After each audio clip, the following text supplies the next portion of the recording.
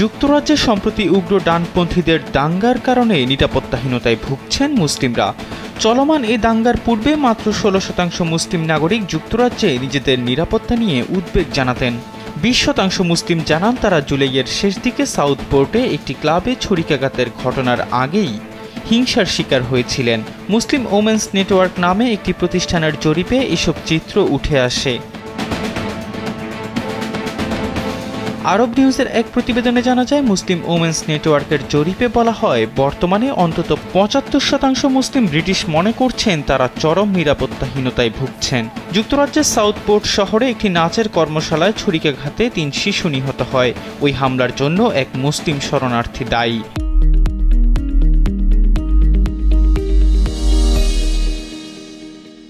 অনলাইনে এমন গুজব ছড়িয়ে দাঙ্গার সূত্রপাত ঘটানো হয়েছিল। যদিও ওই হামলার পেছনে 17 বছর বয়সী আলেক্স রুদাকুবানা নামে একজনকে অভিযুক্ত করা হয়। সে কার্ডিফে জন্মগ্রহণ করে। যুক্তরাজ্যে বিভিন্ন স্থানে দাঙ্গা ছড়িয়ে পড়ার পর অনেক স্থানে মসজিদকে কেন্দ্র করে হামলা চালানো হয়। স্কাই নিউজকে দেয়া এক সাক্ষাৎকারে 2 মুসলিম নারী লিভারপুলে অবস্থিত আবদুল্লাহ কুয়াইলিয়াম মসজিদে দাঙ্গাকারীদের হামলার আশঙ্কা তুলে ধরেন।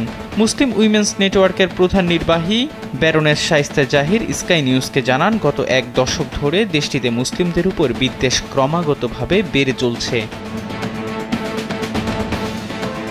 যুক্তরাজ্যের ন্যাশনাল পুলিশ চিফস কাউন্সিল জানিয়েছে, কয়েকদিন ধরে চলা দাঙ্গায় সহিংসতা, অগ্নিসংযোগ ও লুটপাটের ঘটনার পাশাপাশি মুসলিম ও অভিবাসীদের লক্ষ্য করে বর্ণবাদী হামলার ঘটনা ঘটছে।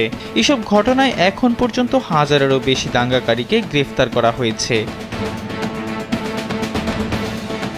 সবশেষ হালনাগাদ করার তথ্যে তারা জানায়, পুরো যুক্তরাজ্য জুড়ে 1024 জনকে গ্রেপ্তার করে এদের মধ্যে 575 জনের বিরুদ্ধে অভিযোগ গঠন করা হয়েছে। যাদের গ্রেপ্তার করা হয়েছে তাদের মধ্যে 69 বছর বয়সী বৃদ্ধ থেকে শুরু করে 11 বছরের বালকও আছে। ভাঙচুরের অভিযোগে ওই বৃদ্ধকে লিভারপুল থেকে এবং শিশুটিকে বেলফাস্ট থেকে আটক করা হয়। এহসান আব্দুল্লাহ, কালবেলা ডেস্ক।